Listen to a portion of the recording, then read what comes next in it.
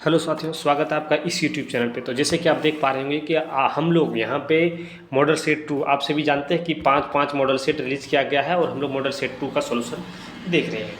तो क्लास 10वीं के लिए है और ये हम लोग सामाजिक विज्ञान इसमें हम लोग देख रहे हैं। ठीक है, तो चलिए हम लोग बिना समय गवाए पहले क्वेश्चन के ऊपर चलते हैं। जैसे कि आप फर्स्ट क्वेश्चन देख पा रहे हैं। पहले क्वेश्चन देखने से पहले अगर चैनल के ऊपर आप नए चैनल को सब्सक्राइब कर लीजिए, साथ में बेल आइकन को दबा कर रखें ताकि आने वाली वीडियो का नोटिफिकेशन आपको पहले मिले। तो दिया हुआ कि जर्मनी का एकीकरण कब पूरा हुआ, तो जर्मनी का एकीकरण कब पूरा हुआ, तो ऑप्शन दिया हुआ यहाँ पे 4, इसमें से सही आंसर आपका ऑप्शन नंबर सी हो जाएगा। ठीक है, 1871 में।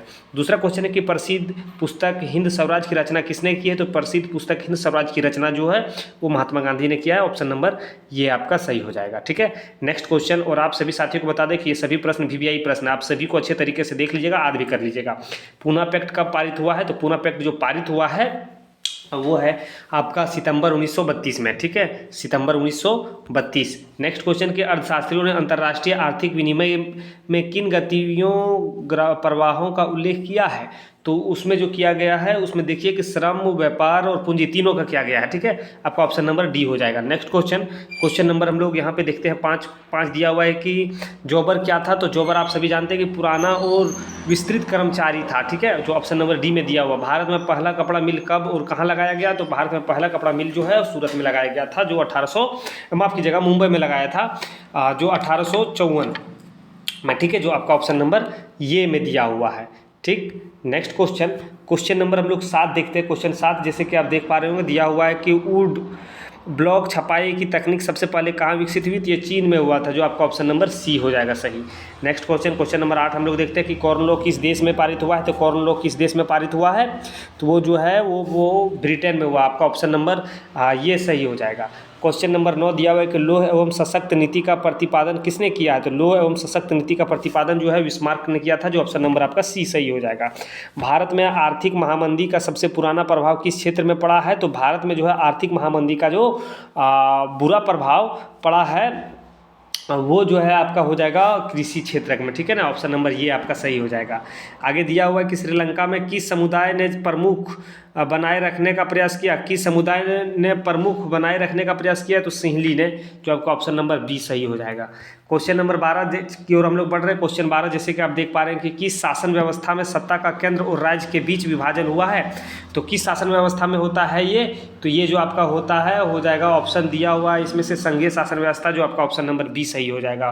क्वेश्चन नंबर आप यहाँ पे देखिए 13 नंबर दिया हुआ क्वेश्चन के संविधान के किस अनुच्छेद के अंतर्गत अस्पृश्यता मतलब कि छुआछूत को निषेध किया गया है, तो छुआछूत को जो किसी निषेध किया गया है वो आपका ऑप्शन नंबर सी हो जाएगा, अनुच्छेद 17। अब यहाँ पे दिया हुआ 14 में शिक्षा वन विवाह गोद लेना उत्तराधिकार आदि विषय किस सूची के अंतर्गत आते हैं, तो ये जो सूची के अंतर्गत आते हैं वो समवर्ती सूची के अंतर्गत आते हैं। ठीक है ना, समवर्ती सूची, ऑप्शन नंबर सी आपका सही हो जाएगा। नर्मदा बचाओ आंदोलन का मुख्य उद्देश्य क्या था, तो नर्मदा बचाओ आंदोलन का जो मुख्य उद्देश्य था वो बांध बनाने से रोकना था, जो आपका ऑप्शन नंबर बी सही हो जाएगा। ठीक है, चलिए नेक्स्ट क्वेश्चन नंबर हम लोग 16 की ओर बढ़ते हैं। 16वां नंबर क्वेश्चन दिया हुआ है कि भारत राष्ट्रीय कांग्रेस की स्थापना कब हुई, तो भारत राष्ट्रीय कांग्रेस की स्थापना जो हुआ है वो 1985 में, वो माफ़ कीजिएगा 1885 में हुआ, जो आपका ऑप्शन नंबर बी सही हो जाएगा। संयुक्त राष्ट्र अमेरिका में नागरिक अधिनियम आंदोलन कब हुआ, तो संयुक्त राष्ट्र अमेरिका में नागरिक अधिकार आंदोलन जो है वो 1954 से 1968 के बीच में हुआ है। ठीक है ना, नेक्स्ट क्वेश्चन नंबर 18 देखिए दिया हुआ है कि संविधान के किस अनुसूची में भाषा का वर्णन है, तो संविधान के किस अनुसूची में भाषा का वर्णन है, तो दिया हुआ है ऑप्शन यहाँ पे देखिए 4। ठीक है, उसमें से सही हो जाएगा 8वीं अनुसूची में भाषा का वर्णन है, जो आपका बी नंबर सही हो जाएगा। पंचायत में महिलाओं के लिए कितने प्रतिशत आरक्षण का प्रावधान किया गया है, तो वर्तमान में 50% है। ठीक है, वर्तमान में जो है वो आपका 50% है, लेकिन कुछ समय पहले जो था वो 33% था। ठीक है, तो आपका 33 भी सही हो सकता है, 50 भी हो सकता है, लेकिन आप सही लगाइए 50%। ठीक है, 50 ठीक 50% होगा। चलिए नेक्स्ट क्वेश्चन दिया हुआ है कि विश्व में सबसे अच्छी शासन व्यवस्था कौन सी मानी जाती है, तो शासन व्यवस्था सबसे अच्छी शासन व्यवस्था जो मानी जाती है वो लोकतंत्र होता है, जो आपका ऑप्शन नंबर ये में दिया हुआ है। ठीक है, ऑप्शन नंबर ये। नेक्स्ट क्वेश्चन नंबर 21 जैसे कि आप देख पा रहे हैं 21वां नंबर क्वेश्चन में दिया हुआ है इनमें से किन राज्यों में काली मृदा पाई जाती है, इनमें से किन राज्यों में काली मृदा पाई जाती है, तो वो जो है गुजरात में पाया जाता है, जो आपका ऑप्शन नंबर सी सही हो जाएगा। 22 नंबर क्वेश्चन में है कि कार्बेट राष्ट्रीय उद्यान किस राज्य में है, तो दिया हुआ है कर्नाटक, उत्तराखंड, छत्तीसगढ़ और महाराष्ट्र, ये आपका उत्तराखंड में है। ठीक है, ऑप्शन नंबर बी सही हो जाएगा। क्वेश्चन नंबर 23 दिया हुआ है, 23 में दिया हुआ है कि सरदार सरोवर बांध गुजरात के किस नदी पर बनाया गया है। तो सरदार सरोवर बांध गुजरात के किस नदी पर बनाया गया है, तो नर्मदा नदी के ऊपर बनाया गया, जो आपका ऑप्शन नंबर ये सही हो जाएगा। ठीक है, नेक्स्ट क्वेश्चन नंबर 24 दिया हुआ है कि इनमें से किसे सुनहरा रेशा कहा जाता है। तो सुनहरा रेशा कहा जाता है ऑप्शन नंबर बी, जूट को। चलिए, तो नया क्वेश्चन नंबर 25 की ओर हम लोग बढ़ चुके हैं। क्वेश्चन 25 जैसे कि आप देख पा रहे हैं दिया हुआ है कि झारखंड में कोडरमा किस खनिज के लिए प्रसिद्ध है। तो झारखंड में कोडरमा जो है वो प्रसिद्ध है आपका तांबा, लोहा, बॉक्साइट, अब्रक हो है ना, अब्रक, option number B, D, option number D सही हो जाएगा, अब्रक। ठीक है, अब्रक लिखा हुआ अब्रक होगा। निम्न में से कौन सी एजेंसी सार्वजनिक क्षेत्र में स्टील के बाजार में उपलब्ध कराती है। तो साल कराती है, जो आपका ऑप्शन नंबर बी हो जाएगा। ठीक है, एंड क्वेश्चन नंबर 27 देखिए कि भारत की समुद्री तट की कुल लंबाई कितनी है। तो भारत के समुद्री तट की लंबाई जो है वो 7516 किलोमीटर है। ठीक, 27वां नंबर क्वेश्चन दिया हुआ है 7516 किलोमीटर है। 28वां में कि भारत की पहली रेलगाड़ी कब चला था। तो भारत में पहली रेलगाड़ी जो चला था वो 1953, 1954, 1962, 1960, और तो यहाँ पे होगा 1900। ठीक है, 1900 की जगह पर होगा 1853। नेक्स्ट क्वेश्चन देख पा रहे होंगे कि नेक्स्ट क्वेश्चन की जी 29 नंबर क्वेश्चन दिया हुआ है, निम्न में कौन परंपरागत ऊर्जा स्रोत के उदाहरण है। तो कोयला जो है परंपरागत ऊर्जा स्रोत के उदाहरण, जो आपका ऑप्शन नंबर सी सही हो जाएगा।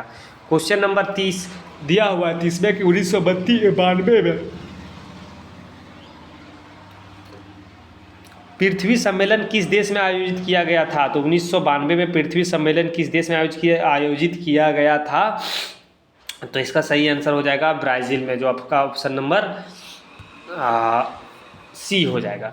31वां नंबर क्वेश्चन में दिया हुआ है कि देश के विकास की तुलना करने का सबसे महत्वपूर्ण आधार क्या है। तो देश के विकास की तुलना करने का सबसे महत्वपूर्ण आधार जो है वो हो जाएगा आपका औसत आय, और औसत आय को खाली स्थान दिया हुआ है रूप में जाना जाता है, तो प्रति व्यक्ति आय के रूप में जाना जाता है, जो आपका ऑप्शन नंबर सी सही हो जाएगा। क्वेश्चन नंबर 33 दिया हुआ है कि सेवा क्षेत्र में किस तरह की गतिविधियां शामिल है। तो सेवा क्षेत्र में जो गतिविधियां शामिल है वो आपका देखिए यहाँ पे दिया हुआ है कि परिवहन, संचार और बैंकिंग, ये सेवा क्षेत्र कहलाते हैं, जो आपका ऑप्शन नंबर सी सही हो जाएगा। जीवन बीमा की गतिविधि है, तो जीवन बीमा की तृतीय क्षेत्र की गतिविधि है, जो आपका ऑप्शन नंबर सी हो जाएगा। और यहाँ पे 35वां नंबर क्वेश्चन, जैसे कि आप देख पा रहे हैं कि वर्तमान में कागज़ के पैसे के अलावा किस रूप में धन का उपयोग बढ़ाया जा सकता है। तो डिजिटल मनी, प्लास्टिक मनी, धातु के पैसे और वस्तु के पैसे, आपका ऑप्शन नंबर डी सही हो जाएगा। नेक्स्ट क्वेश्चन नंबर 36 देखते हैं कि धन का आधुनिक रूप क्या है। तो धन का आधुनिक रूप है जो है आपका सिक्के और नोट, आपका ऑप्शन नंबर ये सही हो जाएगा। बहुराष्ट्रीय कंपनी का क्या आकर्षित करती है। तो सस्ता श्रम और उत्पाद के तैयार माल, और इनमें से कोई नहीं, तो आपका ऑप्शन नंबर सी सही हो जाएगा। ठीक है, ये और बी। निम्नलिखित में से कौन सार्वजनिक मरम्मत सेवाओं के अंतर्गत आते हैं। सार्वजनिक मरम्मत सेवाओं के अंतर्गत जो आते हैं वो क्या होगा, कौन सा होगा, बताइए फटाफट। तो इसका सही आंसर हो जाएगा डाक सेवा।